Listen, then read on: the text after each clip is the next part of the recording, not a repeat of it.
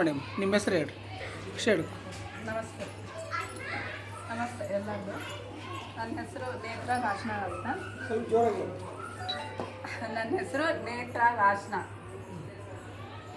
ನಾನು November ಡಿಸೆಂಬರಿಂದ meditation class start ಮಾಡೀನಿ. ಅದಕ್ಕೆ ಮೇನ್ ಕಾರಣ ಅಂದ್ರೆ ಅದಕ್ಕೆಲ್ಲ ನಂಗೆ ಒಟ್ಟು ಸಹಾಯ ಮಾಡಿದ್ದಲ್ಲ ನಮ್ಮ ರಶ್ಮಿ ಅಕ್ಕ. ಅವ್ರು ಭಾಳ ಕನ್ಸರ್ನ್ ತೋರಿಸಿ ಪ್ರತಿ ಸಾರಿ ಈ ಥರ ಕ್ಲಾಸ್ ಅದ ಮಾಡಿರಿ ಅಂತ ಕೇಳ್ತಿದ್ರು. ಸ್ವಲ್ಪ ಮನೆಯೆಲ್ಲ ರಿಪೇರಿ ಎಲ್ಲ ಮಾಡೋದಿತ್ತು. ಅದೇ ಸಂಬಂಧ ನಂಗೆ ದುಡ್ಡು ಖರ್ಚು ಮಾಡಿ ಅಂದರೆ ನನಗೆ ಆಗತ್ತಿಲ್ರಿ. ಸೊ ಯಾವ ಫ್ರೀ ಕ್ಲಾಸ್ ಈ ಥರ ಇದ್ರೆ ಅಟೆಂಡ್ ಆಗ್ತೀನಿ ಅಂತಂದು ಹೇಳಿದ್ದೆ.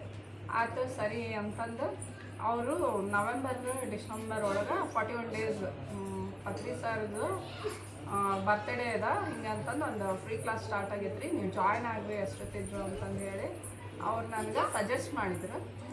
ಆವಾಗ ಸರಿ ಆತಂತಂದು ಆ ಕ್ಲಾಸಿಗೆ ಜಾಯ್ನ್ ಆಗಿದ್ದೆ.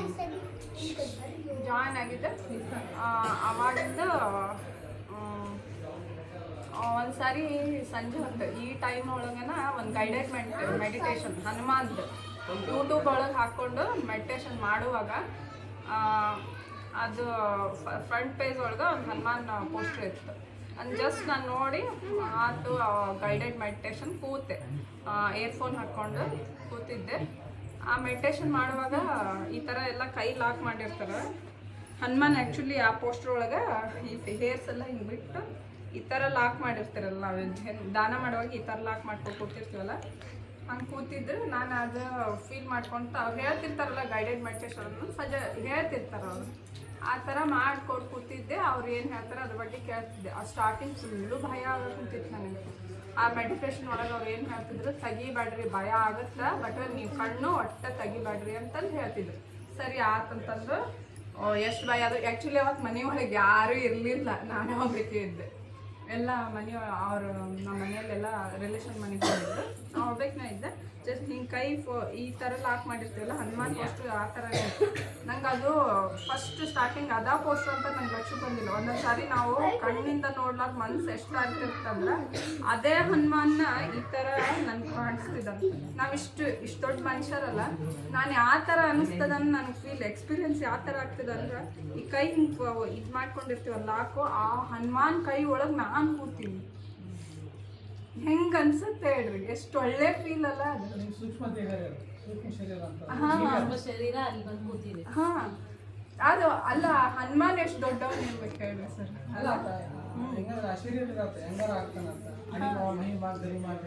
ಅಲ್ಲ ನನಗೆ ಆ ಥರ ಫೀಲ್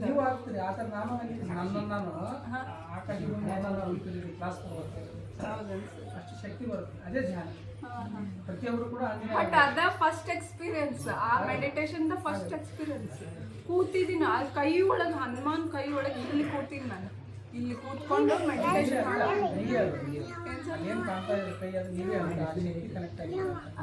ಹೌದನ್ಸರ್ ಆ ಥರ ಫೀಲು ಫುಲ್. ಅದೊಂದು ಅದು ಮೆಡಿಟೇಷನ್ ಮುಗಿದ್ಮೇಲೆನೂ ಅದೊಂದು ಪ್ರಪಂಚನ ಬೇರೆ. ಅವತ್ತು ಫುಲ್ ಅವತ್ತು ನೈಟ್ ಎಲ್ಲ ಅದೇ ಫೀಲ್ ನನಗೆ. ಹೊರಗೆ ಹೋದ್ರು ಒಳಗೆ ಹೋದ್ರು ಅದೇನೋ ಒಂದು ಫ್ರೆಶ್ನೆಸ್ಸು, ಒಂದು ಏನೋ ಅದೊಂದು ಪ್ರಪಂಚನ ಬೇರೆ ಆ ಥರ ಫೀಲ್ ಆಗ್ತಿತ್ತು. ಸ್ಮೆಲ್ ಬರುತ್ತೆ, ಸ್ಮೆಲ್ ಬರುತ್ತೆ, ನಿಮ್ಮ ಒಕ್ಕ ಬರುತ್ತೆ, ಸ್ಮೆಲ್ ಬರುತ್ತೆ, ನಿಮ್ಮ ಒಕ್ಕ ಬರುತ್ತೆ, ನಾದ ಬರುತ್ತೆ ಸೌಂಡ್. ಅದಕ್ಕೆ ಸೈಲೆನ್ಸ್ ಮೆಡಿಟೇಷನ್ ಮಾಡಿದಾಗ ಅವೆಲ್ಲ ಫೀಲ್ ಆಗ್ತಾ ಬರ್ತಾವೆ. ಎಲ್ಲಿವರೆಗೆ ನಾವು ಗೈಡೆಡ್ ಬಿಡಲ್ಲ, ಎಲ್ಲಿವರೆಗೆ ನಾವು ಮ್ಯೂಸಿಕ್ ಬಿಡಲ್ಲ, ಇದೆಲ್ಲ ಫೀಲ್ ಆಗಲ್ಲ. ಹೊಸಬ್ರಂತ ನೀವು ಮಾಡ್ತೀವಿ ಗೈಡೆಡ್ ಮಾಡಿ ಅಂದ್ರೆ ಸರ್, ಅಂದ್ರೆ ಸ್ಟಾರ್ಟಿಂಗ್ ನಾನು ಮಾಡ್ತಿದ್ದಿದ್ದು ಅದನ್ನ ಅಲ್ಲ ಮಾಡ್ತಿರಲ್ಲ. ಹಿಂದಿನ ಜನ್ಮದಲ್ಲಿ ಧ್ಯಾನ ಮಾಡ್ತಾ ಇದೀರಿ ನೀವು, ಅರ್ಧ ಆಗಿರ್ತದೆ. ಈಗ ಪೂರ್ಣ ಮಾಡ್ಲಿಕ್ಕೆ ಮತ್ತೆ ಜನ್ಮ ತಗೊಂಡು ಬಂದ್ವಿ ನಾವು ಅಷ್ಟೇ, ಮತ್ತೇನು ಇಲ್ಲ. ನಮ್ಗೆ ಎಕ್ಸ್ಪೀರಿಯನ್ಸ್ ಆಗಿಲ್ಲ ಅಂತ ಯಾವುದೇ ವ್ಯತ್ಯಯ ಇಲ್ಲ, ಯಾಕಂದ್ರೆ ನೀವು ಇನ್ನೂ ಮುಂದೆ ಹೋಗಿರಿ ಅಂತ ಅರ್ಥ. ಈಗ ಯಾರಿಗೆ ಅದು ಕಾಣ್ತು ಇದು ಕಾಣ್ತು ಅಂತ ಹೇಳ್ತೀವಲ್ಲ, ಈಗ ಮಕ್ಕಳಿಗೆ ರೈಮ್ಸ್ ಹೇಳ್ತೀವಿ, ವರ್ಡ್ಸ್ ಹೇಳ್ತೀವಿ. ಮ್ಯಾಂಗೋ ಅಂತಂದು ಓದಂದ್ರೆ ಓದಲ್ಲ ಹುಡುಗರು, LKG UKG ಮಕ್ಕಳು. ಆ ಚಿತ್ರ ನೋಡಿದ ತಕ್ಷಣ ಅವ್ರು ಏನು ಹೇಳ್ತಾರೆ, ಮ್ಯಾಂಗೋ ಅಂತ ಹೇಳ್ತಾರೆ, ಬ್ರಿಂಜಲ್ ಅಂತ ಹೇಳ್ತಾರೆ. ಬಟ್ ನಾವು ಚಿತ್ರಗಳು ಕಾಣ್ತಾ ಇದ್ದೀವಿ ಅಂದ್ರೆ ಅದ್ರಕ್ಕಿಂತ ಮುಂದಿನ ಸ್ಟೇಜಿಗೆ ಹೋಗಿದ್ದೀವಿ ಅಂತ ಅರ್ಥ. ಮತ್ತು ನೀವು ಯಾರು ನಮಗೇನು ಗೊತ್ತಾಗಿರಲ್ಲ ಅಂತ ಅನ್ಕೋಬಾರ್ದು. ಅಂದ್ರೆ ನಾವು ಸಾಧನೆ ಮಾಡ್ತಾ ಇದ್ದೀವಿ ಅಂದ್ರೆ ಈಗ ಆ LKG UKG ದಾಟಿ 10th PUC PhD ಅಂತ ಇರುತ್ತಲ್ಲ ಆ ರೀತಿ ಸ್ಟೇಜಿಗೆ ಹೋಗಿದ್ದೀವಿ ಅಂತ ಅಂದ್ರೆ ನಮ್ಮ ಸಾಧನೆ ಮಾಡ್ಕೊಂಡು ಆತ್ಮವನ್ನ ಇನ್ನೂ ಉದ್ಧಾರ ಮಾಡ್ಕೊಬೇಕು ನಾವು. ಈ ಪೊಸಿಷನ್ Final ಅಂದ್ರೆ ಧ್ಯಾನ ಇನ್ನು ನೀವು ಜಾಸ್ತಿ ಧ್ಯಾನ ಮಾಡ್ರಿ, ಇನ್ನೂ ಬಹಳ ಪ್ರತಿಯೊಂದು ಮನೆ ನಿಮ್ಮ ಆ ಸ್ಥಿತಿಗಳು ಹೋಗ್ಬೇಕು ಎಲ್ಲವೂ ನಿಮ್ಗೆ. ಇವೆಲ್ಲ ಬರ್ತಾವಲ್ಲ ಪ್ರತಿಯೊಂದೂ ಅನುಭವಗಳು, ಈ ಕಡೆ ನಿಮ್ಮ ಚಿತ್ರಗಳು ಅವೆಲ್ಲ ಹೋಗ್ಬೇಕು. ಅಲ್ಲಿವರೆಗೂ ದೀಪ ತಗೊಂಡು ಜಾಸ್ತಿ ಧ್ಯಾನ ಮಾಡ್ಬೇಕು. ಅಂದ್ರೆ ನಿಮ್ಮಲ್ಲಿ ಇರ್ತಕ್ಕಂಥ ಭಯ ಎಲ್ಲ ಹೊರಟೋಗುತ್ತೆ. ಅಲ್ಲಿ ನಿಮ್ಮಲ್ಲಿ ಆಂಜನೇಯ ವಾಸ ಆಗಿದ್ದಾನೆ, ಹೌದಾ? ಆಂಜನೇಯನೇ ನಿಮ್ಗೆ ಹೊರ ಕೊಟ್ಬಿಟ್ಟಾನ ವಾಯುಪುತ್ರ ಆಗ್ಲಿಕ್ಕೆ. ಅದೇ ಫಸ್ಟ್ ಮೆಡಿಟೇಷನ್ ಫುಲ್ ಫೀಲ್ ಆವತ್ತು. ಅಷ್ಟು ದೊಡ್ಡ ನಿಮ್ಮಲ್ಲಿ ಇನ್ನೂ ಒಳಗೆ ಏನೋ ಇದೆ, ಅದನ್ನೆಲ್ಲವನ್ನೂ ಹೊರ ಹಾಕಿ. ಅಲ್ಲ ಸರ್, ಅದು ಫೀಲ್ ಇನ್ನೂವರೆಗೂ ನನ್ಗೆ ಅದು ಆಗೋಗೇನೆ ಯಾವಾಗ ಆತ ಅದೇ ಅದೇ ಆಗುತ್ತೆ. ಬಟ್ ಅಲ್ಲಿ ಸ್ಟಿಕನ್ ಆಗಬಾರ್ದು. ಖುಷಿ ಪಡಿ. ಓಕೆ ಓಕೆ ಯಾವುದಕ್ಕೂ ಅತಿ ಸುಖ ಬಂದಾಗ ಹಿಗ್ಗದೆ, ದುಃಖ ಬಂದಾಗ ಕುಗ್ಗದೆ, ಎಲ್ಲವನ್ನೂ ಸಮಾನವಾಗಿ ಸ್ವೀಕರಿಸುವ ಮನೋಭಾವ ಅಂತ. ಅದು ಒಂದಕ್ಕೆ ಖುಷಿ ಪಟ್ಕೊಂಡು ಕೂಡ್ಬೇಡ್ರಿ. ಮತ್ತೆ ಮುಂದೆ ಇನ್ನು ಬಹಳದ ಸ್ಟೇಜ್ ನೀವು ನೋಡ್ಕೊಂಡು ಅವ್ನು ನೋಡ್ಕೊಳ್ರಿ. ಧ್ಯಾನ ಅನ್ನೋದೇ ಏನಂದ್ರೆ ಸಂಭ್ರಮ. ನಾನು ನಿನ್ನೆ ಹೇಳಿದ್ ನಿಮ್ಗೆ ಮನೆಯಲ್ಲಿ ಹಬ್ಬ, ಯುಗಾದಿ ಹಬ್ಬ ಬಂತಂದ ತಕ್ಷಣ ಬೇವು ಬೆಲ್ಲ ತಿಂದ್ಬಿಟ್ರೆ ಹಬ್ಬ ಆಗಲ್ಲ, ಹೌದಾ? ಬಣ್ಣ ಬಣ್ಣದ ಗರಿ ಗರಿ ಬಟ್ಟೆಗಳನ್ನ ಹಾಕೊಂಡ್ರೆ ಹಬ್ಬ ಆಗಲ್ಲ, ಹೌದಾ? ಪೂಜೆ ಪುನಸ್ಕಾರ ಮನೆ ಸ್ವಚ್ಛತೆ ಮಾಡ್ಕೊಂಡು ಆಗೋದಿಲ್ಲ. ನಮ್ಮ ಜೊತೆ ನಾವಿರೋದು ನೋಡ್ರಿ. ಹೊಸ ವರ್ಷ ಜೊತೆಗೆ ಹೆಂಗೆ ನಾವು ಹೊಸ ಹೊಸ ಆಹಾರವನ್ನು ಮಾಡ್ಕೊಂಡು ಊಟ ಮಾಡ್ತೀವಿ, ಹೊಸ ಹೊಸ ಬಟ್ಟೆಯನ್ನು ತೊಟ್ಕೊಳ್ತೀವಿ, ಜೊತೆಗೆ ಈ ಇದರಲ್ಲಿ ಒಂದು ವಿಶ್ವಶಕ್ತಿ ಪ್ರಾಣಶಕ್ತಿನ ಈ ಹೊಸ ವರ್ಷದ ದಿನ ನಮ್ಮ ಜೊತೆ ಮೈಗೂಡಿಸ್ಕೊಂಡಿವಲ್ಲ ನೋಡ್ರಿ. ಎಲ್ಲರೂ ಡೀಪ್ ಸ್ಟೇಟಿಗೆ ಹೋಗಿದ್ರಲ್ಲ, ಎಲ್ಲರೂ ಡೀಪ್ ಸ್ಟೇಟಿಗೆ ಹೋಗಿದ್ದಿಲ್ಲ ಅಂದ್ರೆ ನಮ್ಮ ಮುಂದಿನ ಹಂತ ಬಹಳ ಸರಾಗವಾಗಿ ನಡೀತೈತಿ. ಯಾವಾಗೊಂದು ಉತ್ತಮವಾದ ಅಮಾವಾಸ್ಯೆ ಹುಣ್ಣಿಮೆ ದಿನ ಈ ನೋಡ್ರಿ ಗುರುಗಳು 20 ವರ್ಷದ ಅನುಭವ ಐತೆ ಅವ್ರಿಗೆ. ಆ್ಯಕ್ಚುಲಿ ಅವ್ರು ಬರ್ತಾ ಇದ್ರು, ಬರ್ತಾ ಇಲ್ಲ. ನಮ್ಮಲ್ಲಿನೂ ಅನ್ಕನ್ವೀನಿಯಂಟ್, ನಮಗೂ ಹಬ್ಬ ಐತಿ ಹೆಂಗೆ ಕರಿಬೇಕೋ ಬೇಡ ಮೇಡಮ್ ಅವ್ರದ್ದು ಅವ್ರ ಆಸೆ ಇವತ್ತು ಆಗ್ಬೇಕು ನಮ್ಮ ಮನೇಲಿ ಅಂತ. ನಾವು ಬರಕ್ಕೆ ಹೆಂಗೋ ರೆಡಿ, ಬಟ್ ಎಲ್ಲರೂ ಬರಕ್ಕೆ ರೆಡಿ ಇರ್ಬೇಕಲ್ಲ. ಬಂದಿದ್ದಕ್ಕೂ ಸಾರ್ಥಕ ಆಯ್ತು, ನಿಜಕ್ಕೂ ಖುಷಿ ಆಯ್ತು. ಸರ್ನ ಒಬ್ರು ಅವ್ರು ಬಂದಾರಂದ್ರೆ ಇಲ್ಲಿಗೆ ಪತ್ರಿಜಿ ಗುರುಗಳ ಕಳಿಸಿರ್ತಾರೆ. ಇಲ್ಲಿ ಒಂದು ಏನಪ್ಪಾ ಅಂದ್ರೆ ಅವ್ರ ಮನಸ್ಸೈತಿ, ಆ ಮನೆಯಲ್ಲಿ ಇವತ್ತು ಧ್ಯಾನ ಆಗ್ಬೇಕು.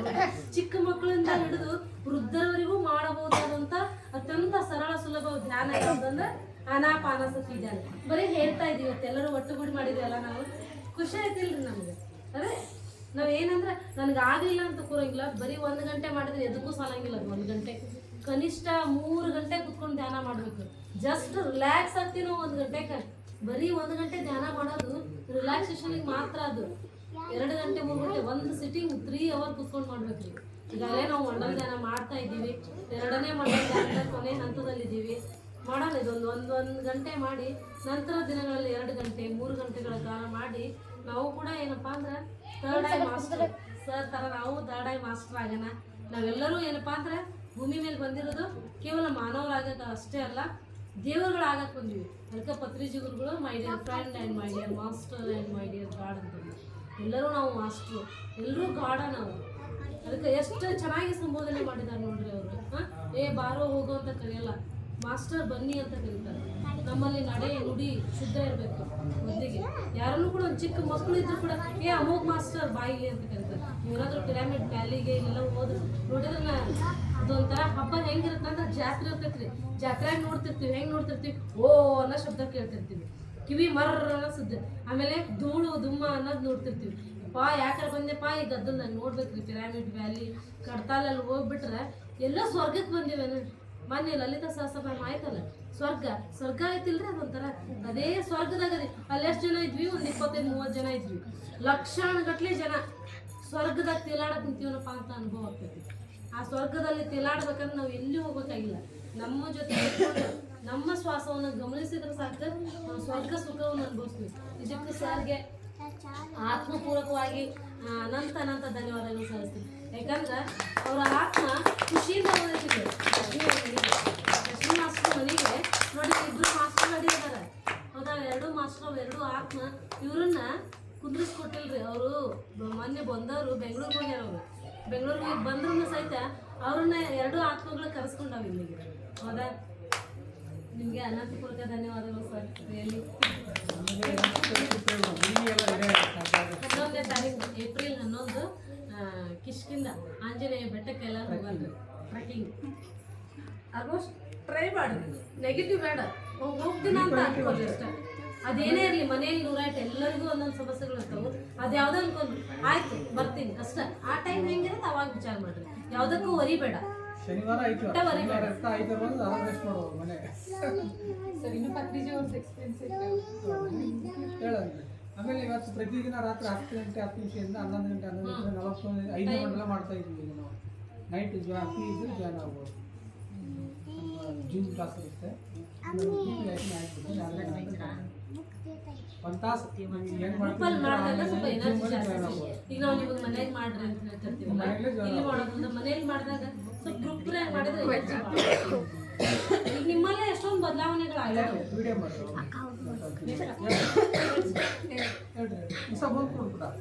ಕೊಡ್ತೀನಿ. ಅದಾದಮೇಲೆ ನೆಕ್ಸ್ಟ್ ನಾನು EWP ಅಂತ ಕ್ಲಾಸ್ ಜಾಯ್ನ್ ಸರ್ ನಂಗೆ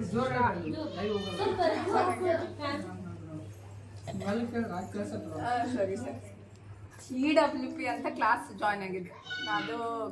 ಅದು ಕ್ಲಾಸ್ ಜಾಯ್ನ್ ಆದಮೇಲೆ ಸ್ಟಾರ್ಟಿಂಗ್ ನಂಗೆ ಅವ್ರು ಏನು ಕೇಳ್ತಿದ್ರು ಏನು ಅಲ್ಲೆಲ್ಲ ಆ್ಯಕ್ಟಿವಿಟೀಸ್ ಮಾಡಿಸಿದ್ರು. ಅಕ್ಕ ನನಗೆ ಈ ಥರ ಅಂತ ಹೇಳ್ತಿದ್ರು. ಅದನ್ನೆಲ್ಲ ನಂಗೆ ಏನು ಅನ್ನಿಸ್ತಿತ್ತು ಅವಾಗ ಜಸ್ಟ್ ಅಷ್ಟು ಫೀಲ್ ಆಗ್ತಿದ್ದಿಲ್ಲ, ಎಕ್ಸ್ಪೀರಿಯೆನ್ಸ್ ಆಗ್ತಿದ್ದಿದ್ದಿಲ್ಲ ಅದ್ರ ಬಗ್ಗೆ. ಅವರೆಲ್ಲ ಮಾಡ್ಕೊತ ಮೆಡಿಟೇಷನ್ ಮಾಡಿಸ್ಕೊತ ಇದ್ದಾಗ ಅವಾಗ ಸರಿ ಆತಂತಂದು ಅದೆಲ್ಲ ಮಾಡ್ತಿದ್ದೆ ಕರೆಕ್ಟು. ನಂಗೆ ಅದು ಎಕ್ಸ್ಪೀರಿಯೆನ್ಸ್ ಕೇಳ್ತಿದ್ರಲ್ಲ ನಂಗೆ ಮೈಂಡ್ ಬ್ಲಾಂಕ್ ಆಗಿ ಇರ್ತಿತ್ತು. ನಂಗೆ ಏನು ಹೇಳ್ಬೇಕಂತ ಗೊತ್ತಾಗಿದ್ದಿಲ್ಲ. ಬಟ್ ಆ 11 ಡೇಸ್ ಮುಗಿದ್ಮೇಲೆ ಒಂದು ಕರ್ಮ ಪ್ರಕ್ಷಾಳನ ಅಂತಂದು 21 ಡೇಸ್ ಕ್ಲಾಸ್ ಸ್ಟಾರ್ಟ್ ಆಯ್ತು. ಅದಾದಿಂದ ನಮ್ಮ ಲೈಫ್ ಒಳಗೆ ಏನು ಚೇಂಜಸ್ ಕುಂತೈತಿ ಅಂತ ನನಗೆ ಅವಾಗಿಂದ ಗೊತ್ತಾಯ್ತು ಸರ್. ಅದಾದಿಂದ ನಂಗೆ ಏನು ಎಕ್ಸ್ಪೀರಿಯೆನ್ಸ್ ಆಗ್ತಿತ್ತಲ್ಲ ಅದನ್ನೆಲ್ಲ ಹೇಳ್ಕೊತಿದ್ದೆ ನನ್ನ ಕ್ಲಾಸ್ ಒಳಗೆ. 11 ಡೇಸ್ 21 ಡೇಸ್ 41 ಡೇಸ್ ಮಿಸ್ ಮಾಡಬಾರ್ದು. ಅದೇ ನಿಮ್ಮನ್ನ ಸನ್ಮಾನ ಕರ್ಕೊಂಡು ಫಸ್ಟ್ ಕೂಡ ಕಲಿಬೋದು ನಾವು. ಕುತ್ಕೊಂಡಾಗ ನೀವೆಲ್ಲ ಎಕ್ಸ್ಪೀರಿಯನ್ಸ್ ನಿಮ್ಮ ಮಾಡ್ತಾ ಇಲ್ಲ. ಅದಾದಮೇಲೆ ಮೊನ್ನೆ ಹೋಳಿ ಹುಣ್ಣಿಮೆ ದಿನ ಅವತ್ತು ನಾನು ಆ್ಯಕ್ಚುಲಿ ಬೆಳಗ್ಗೆ 5 ಗಂಟೆ ಅಷ್ಟೊತ್ತಿಗೆ ಎದ್ದು ಮನೋಮಯ ಕೋಶದ ಒಂದು ಗೈಡೆಡ್ ಮೆಡಿಟೇಷನ್ ಮಾಡ್ತಿದ್ದೆ.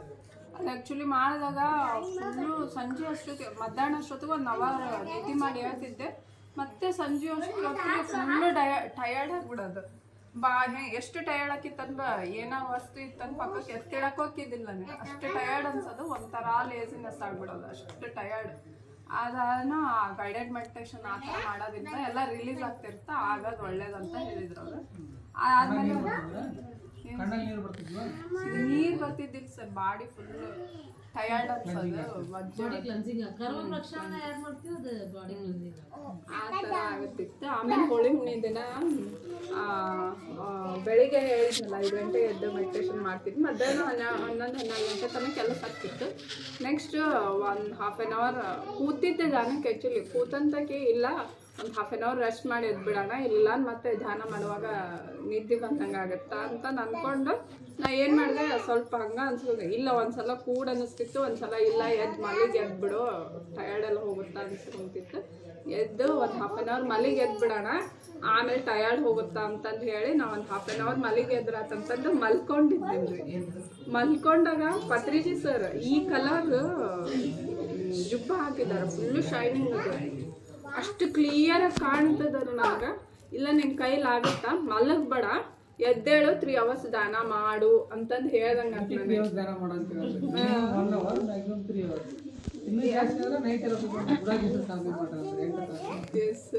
ಅಮಾವಾಸ್ಯೆ ಹುಣ್ಣಿಮೆ ದಿನ ಮಾಡ್ಬಿಟ್ರೆ ಸಾಕು.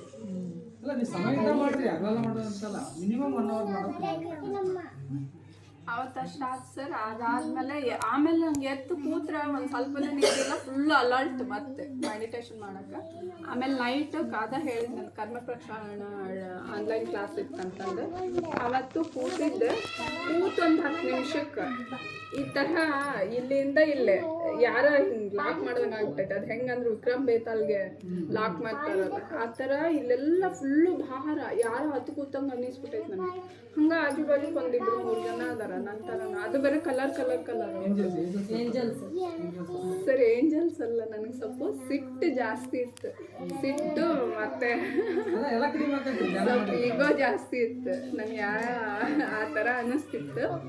ಅದು ಬಂದಾಗ ಯಾರು ಫುಲ್ಲು ಬೆನ್ನು ಭಾರ ಕುಂತೈತಿ. ಬೆನ್ನ ಮೇಲೆ ಭಾರ ಆದಾಗ ಯಾರು ಅಂತ ನಾ ಕೇಳಕೊಂತೀನಿ.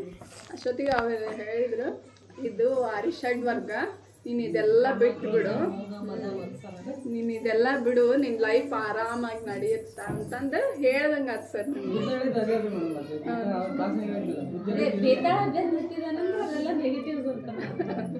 ಎಲ್ಲ ಹೊರಟೋಗ್ತದೆ. ಇಷ್ಟು ಎಕ್ಸ್ಪೀರಿಯನ್ಸ್ ಅವತ್ತು ಕಟ್ ಮಾಡೋದು